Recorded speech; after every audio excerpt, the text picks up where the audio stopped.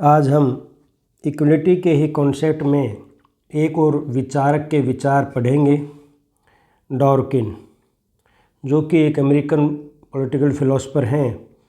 उन्होंने इक्वलिटी को किस रूप में देखा है और एक जस्टिस से जोड़ते हुए कहा कि यदि इस तरीके से इक्वलिटी को डिस्ट्रीब्यूट किया जाता है या रिसोर्सेज को इस तरह से डिस्ट्रीब्यूट किया जाता है तो एक जस्टिफिएबल सोसाइटी उसमें क्रिएट की जा सकती है।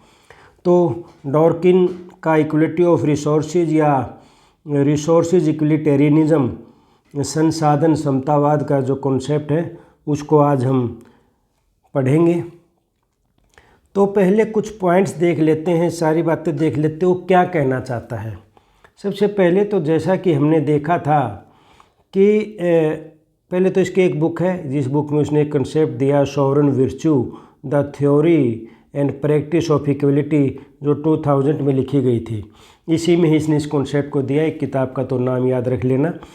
अब बात आती है कि व्हाट इज़ इक्वलिटी। जैसे हमने शुरू में इक्वलिटी के मीनिंग में ये पढ़ा था कि इक्वलिटी क्या है। अलग अलग विचार हमने पढ़े थे, अलग अलग एस्पेक्ट पढ़े थे। कुछ विचारकों के लिए इक्वलिटी जो है वो इक्वल डिस्ट्रीब्यूशन ऑफ अपॉर्चुनिटी है, कुछ के लिए इक्वलिटी ऑफ कंडीशन है, किसी के लिए इक्वलिटी ऑफ वेलफेयर है, किसी के लिए इक्वलिटी ऑफ रिसोर्सेज है, किसी के लिए इक्वलिटी ऑफ कैपेबिलिटीज़ है। तो अलग अलग थे। तो उनमें जो डॉर्किन है वो इक्वलिटी को मानते हैं कि इक्वल डिस्ट्रीब्यूशन ऑफ रिसोर्सेज, कि रिसोर्सेज जो समाज में, सोसाइटी में जो भी रिसोर्सेज हैं, जो व्यक्ति के उपयोगी चीज़ें हैं, उनका बंटवारा यदि इक्वल तरीके से कर दिया जाए तो वो इक्वलिटी होगी। तो इसलिए इसके कॉन्सेप्ट को रिसोर्स इगैलिटेरियनिज्म नाम दिया गया है।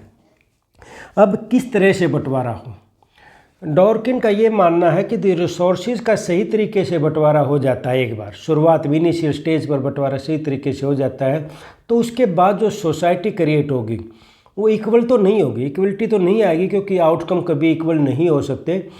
लेकिन वो सोसाइटी एक जस्टिफिएबल सोसाइटी होगी, वो जस्ट सोसाइटी होगी, वो जिसमें न्यायपूर्ण समाज जिसको कह सकते हैं वो होगी। भले ही उसमें कुछ इनइक्वलिटी रहे, उसको हम अनइक्वल सोसाइटी नहीं, मतलब अनजस्टिफिएबल सोसाइटी नहीं कह सकते। तो क्या क्या उसने बताया है कि किस तरह से डिस्ट्रीब्यूशन होना चाहिए। इक्वल डिस्ट्रीब्यूशन का ये मतलब भी डॉर्किन ने नहीं लिया कि संसाधन बिल्कुल एक जैसे बांट दिए जाए। उसमें भी कई बातों का ध्यान रखने की इसने कहा है कि ये कुछ प्रिंसिपल्स, कुछ बातों का ध्यान रखा जाए जब रिसोर्सेज को बांटा जाए।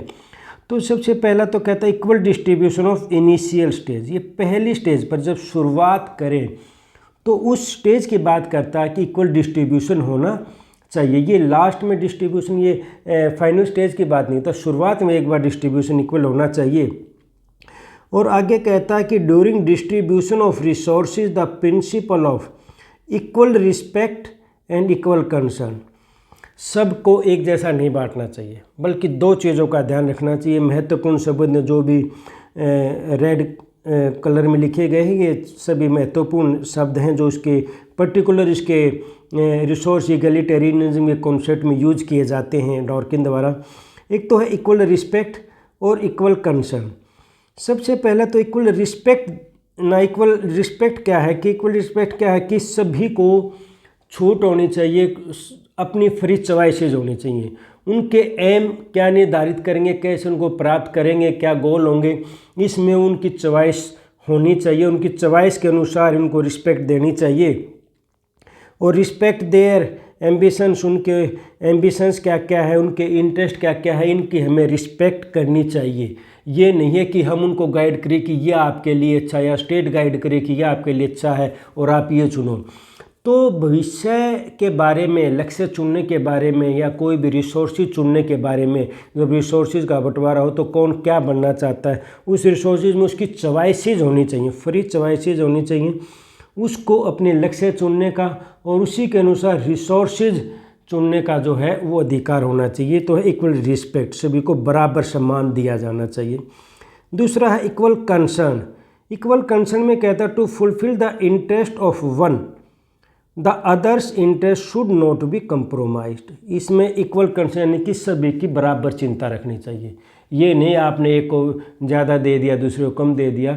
जब आप बंटवारा करें, जब रिसोर्सेज का बंटवारा हो, तो उनके एक व्यक्ति के ऊपर, एक व्यक्ति के इंटरेस्ट के लिए दूसरे व्यक्ति के इंटरेस्ट कंप्रोमाइज़ नहीं करने चाहिए, सभी का ध्यान बराबर देना चाहिए। तो सभी की इच्छाओं को, सभी के उद्देश्यों को रखना चाहिए।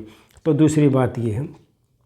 आगे कहता है कि distribution of resources should be ambition sensitive and endowment insensitive. ये दो बात और कहता है जब ये करें।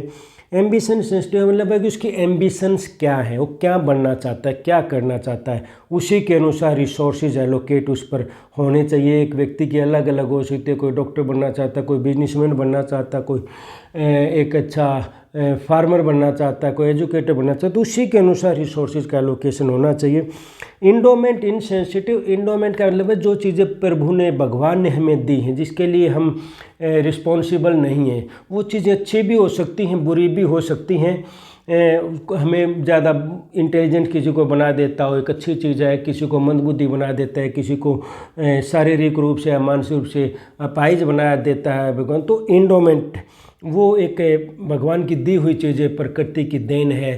तो ये कहता है कि इंडोमेंट सेंसिटिव में ध्यान देना चाहिए कि इसकी वजह से तो कोई नहीं पिछड़ रहा है कि किसी को पहले ही ज़्यादा मिला हुआ है। तो ये कहता है कि जब रिसोर्सेज का डिस्ट्रीब्यूशन हो तो ये दो चीज़ें कहता है कि एम्बिशन सेंसिटिव हो और इंडोमेंट इनसेंसिटिव हो। अब एम्बिशन सेंसिटिव को जैसे कहता है कि people's choice determine their share, उनके जो जब उनका शेयर दिया जाए, डिटरमाइंस किया जाए, तो उनकी चॉइसेस, उनकी एम्बिशंस को ध्यान में रखना चाहिए। Endowment insensitive, hypothetical insurance market provides extra resources to those with higher cost due to natural handicaps.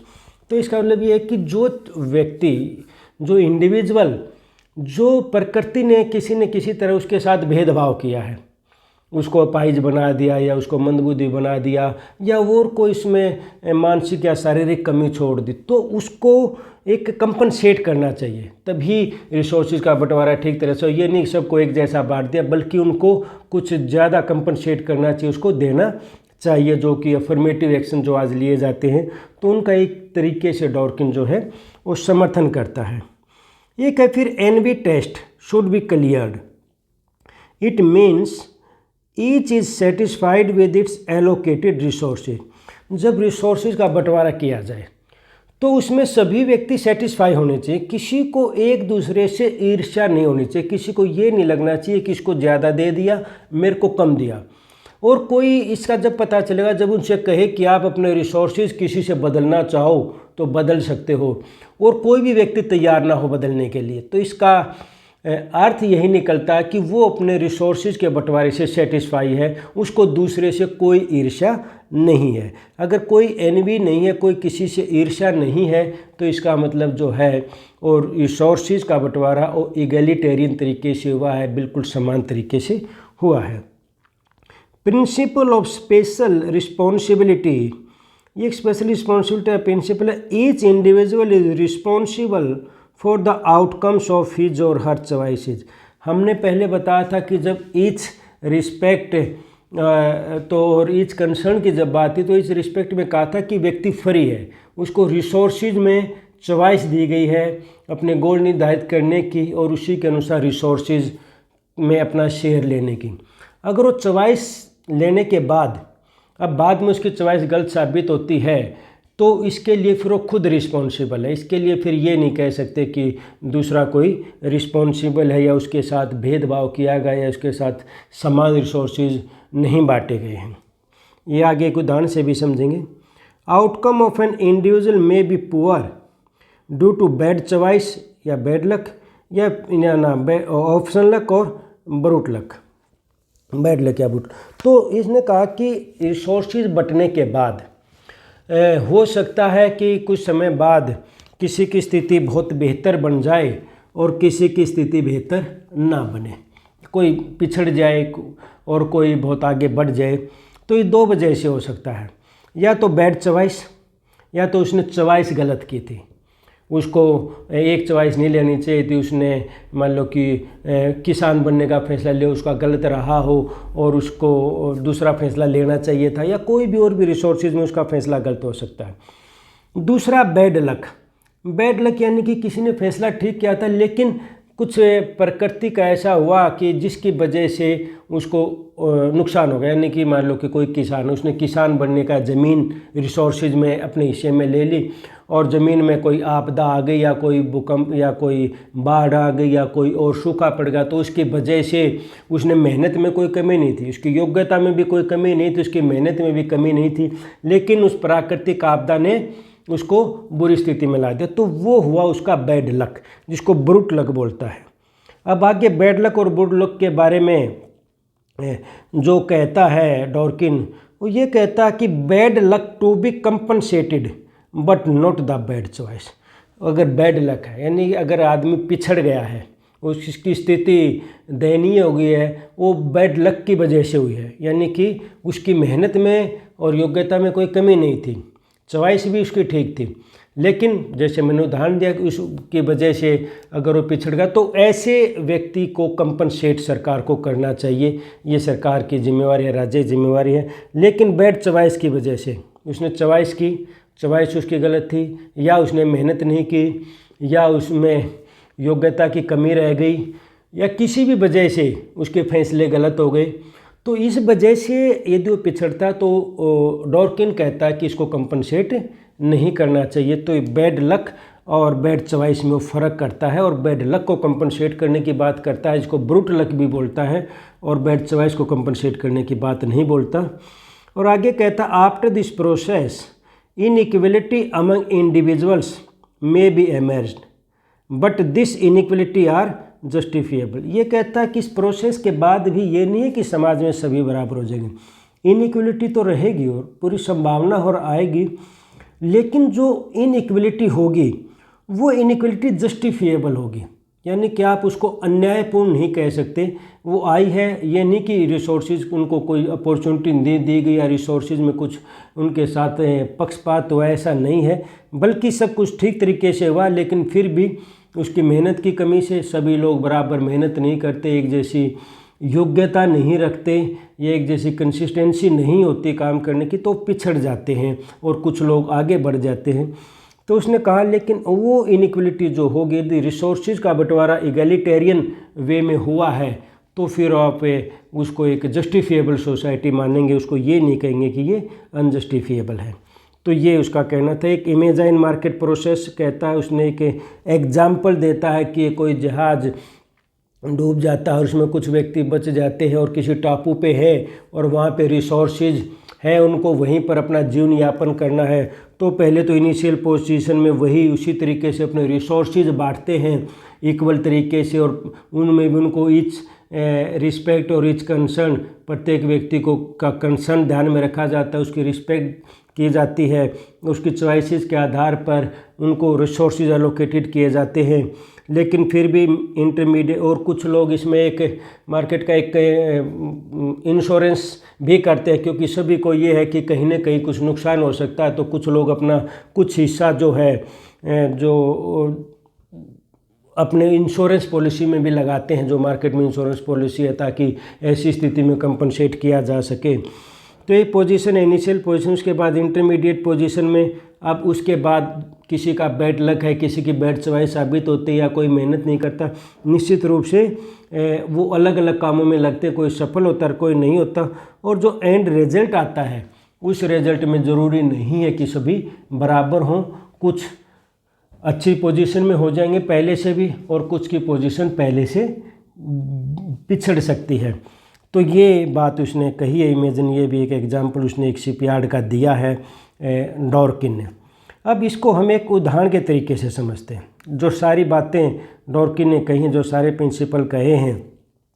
मान लेते हैं कि एक परिवार है, उस परिवार के पास बहुत सारे रिसोर्सेज है, जैसे हमने राज्य का एक छोटा रूप मान लिया, हमने सोसाइटी का छोटा रूप मान लिया, एक परिवार है उसमें बहुत सारे रिसोर्सेज हैं और उसके बहुत सारे मेंबर हैं।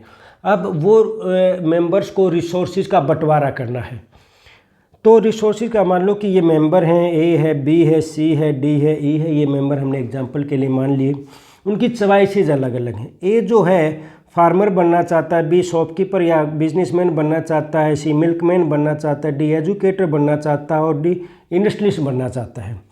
अब उसके पास प्रॉपर्टीज़ हैं बहुत, परिवार के पास, उसके पास ज़मीन भी है, उनके पास पशु भी हैं, उनके पास एग्रीकल्चर लैंड भी है, उनके पास कमर्शियल लैंड भी है, या फिर शहर में प्लॉट भी हैं, और कुछ उनके पास नगद पैसे भी हैं। तो ये सारी चीज़ें उनके पास, और बंटवारा करना है। अब बंटवारा ऐसा नहीं होगा कि ज़मीन के 5 हिस्से कर दिए जाए, सभी को एक एक हिस्सा दे दिया जाए, या फिर पैसे का बराबर बराबर बंटवारा कर दिया जाए, या फिर हर एक प्लॉट का हिस्सा कर दिया जाए, 6 हिस्सों में बांट दिया जाए, या फिर दुकान का भी ऐसे ही बंटवारा कर दिया जाए। तो डॉर्किन कहता है कि इस तरह का बंटवारा नहीं करना, ये बिल्कुल एक जैसा नहीं बांटना, वो रिसोर्स इगलिटेरियन नहीं होगा, बल्कि उनकी पहले तो उनकी चॉइस देखी जाएंगी कि उनकी चॉइस क्या, कौन क्या बनना चाहता है, और उसको उसी के अनुसार रिसोर्सेज देने हैं। यदि ए मान लो कि फार्मर बनना चाहता है तो एग्रीकल्चर इंस्ट्रूमेंट जो भी इस परिवार के पास होंगे, एग्रीकल्चर लैंड होगी, और कुछ पैसे में हिस्सा उसको देना चाहिए। इसी तरह बी शॉपकीपर बनना चाहता है, जो शॉप उसके हिस्से में आएगी और कुछ धन उसके हिस्से में आएगा, इसकी ज़रूरत पड़ सकती है। मिल्कमैन है, डोमेस्टिक एनिमल्स जितने भी होंगे उसको दिए जाए, कुछ लैंड और कुछ मनी उसको दिया जाए। कोई एजुकेटर बनना चाहता है, मान लो उनका कोई एजुकेशन इंस्टीट्यूशन है, उसको दिया जाए, लैंड मनी दी जाए। और इसी तरह कोई इंडस्ट्री बनना चाहता है, कोई फैक्ट्री है तो उसके हिस्से में आएगी, और ये लैंड वगैरह आएगी। तो इसका मतलब ये है कि इस यहाँ पर क्या किया गया। अब यहाँ पर उसके सारे कॉन्सेप्ट हम देखते हैं। सबसे पहला तो उसने कहा था कि उनकी चॉइस में फ्रीडम दी जाएगी। तो यहाँ इनकी फ्रीडम है, आप क्या बनना चाहते हैं। ए ने ये फ्रीडम है, ये बनना चाहता है, तो उनकी चॉइस है। ये नहीं है किसी को कहा गया कि ए को कहा गया कि आप फार्मर बनो, या बी को कहा गया कि आप शॉपकीपर बनो, ऐसा नहीं है। उन्होंने अपनी चॉइस है, फ्री चॉइस है। इक्वल कंसर्न उनको ध्यान रखा गया, जब उनके बंटवारा किया गया तो फार्मर को क्या चाहिए। फार्मर को एजुकेशन इंस्टीट्यूशन नहीं चाहिए, तो नहीं चाहिए तो ये उसको नहीं दिया गया।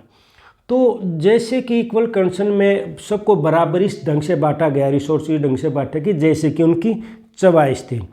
तो ये होगा इक्वल रिस्पेक्ट और इक्वल कंसर्न, ये दोनों बात इसमें होती हैं।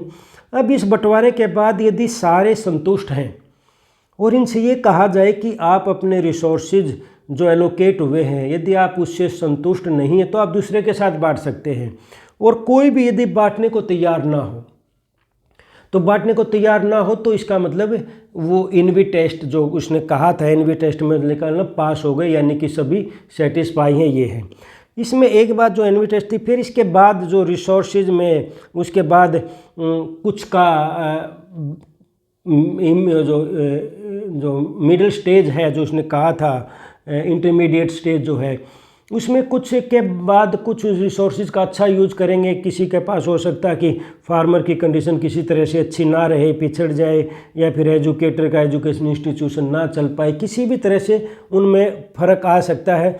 तो ये निर्णय, लेकिन ये यहाँ पर ये बात है बैड चॉइस की, तो उनकी चॉइस बुरी हो सकती है, तो उसको कंपनसेट नहीं करना चाहिए, डॉर्किन ने सजेस्ट किया है।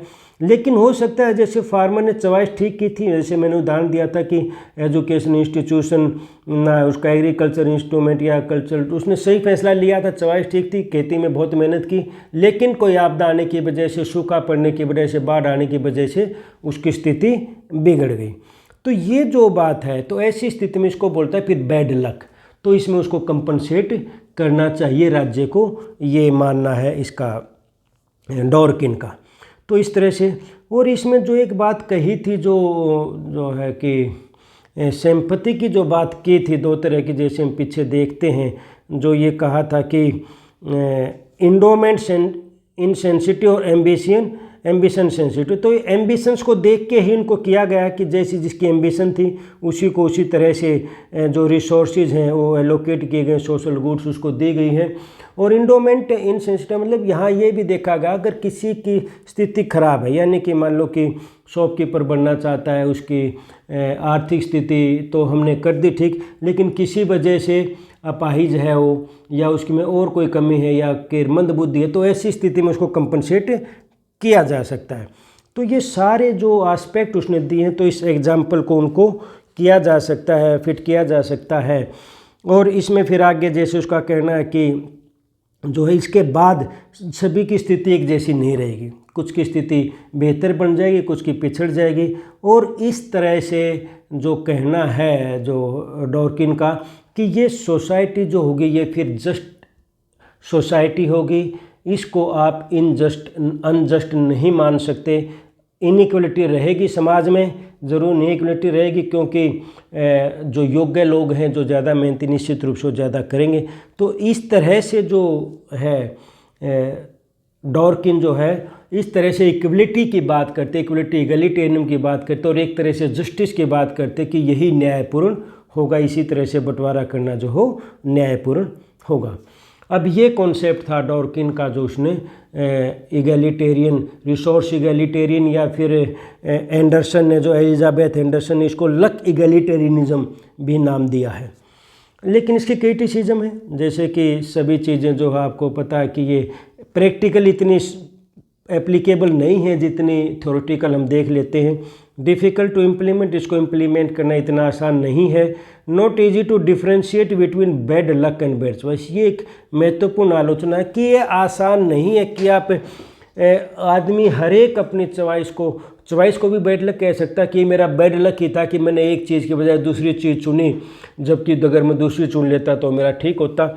तो बैड लक को जब कंपनसेट करने की बात आती है तो अब ये डिफरेंस करना ही मुश्किल हो जाता है कि बैड लक माने कि इसको बैड चॉइस माने। तो अब कंपनसेट करें तो कहाँ तक करें, किस हद तक करें, ये बात स्पष्ट नहीं होती। Not applicable eight global level, global level पर जब एक देश दूसरे देश में असमानता है वहाँ पर इसको लागू नहीं किया जा सकता। Highly depend on market mechanism, और ये पूरी तरह से मार्केट मैकेनिज़्म पर डिपेंड करती है। तो जो कम्युनिटेरियन है या फिर जो मार्क्सिस्ट विचार को इसी आधार पर इसकी आलोचना करते हैं। तो इस तरह से ये कॉन्सेप्ट था इक्वलिटी ऑफ रिसोर्सेज का, रिसोर्स इगलिटेरियनिज्म का, जो डॉर्किन जो एक अमेरिकन फिलोसफर और जूरिस्ट रहे हैं उन्होंने इसको इस तरह से सजेस्ट किया है कि इस तरह से आपको रिसोर्सेज बांटेंगे तो एक इक्वलिटी की भी स्थापना होगी, यानी कि एक और जो है एक जस्टिफिएबल सोसाइटी के, जस्ट सोसाइटी की भी एस्टैब्लिशमेंट होगा। तो ये था कॉन्सेप्ट डॉर्किन का। धन्यवाद।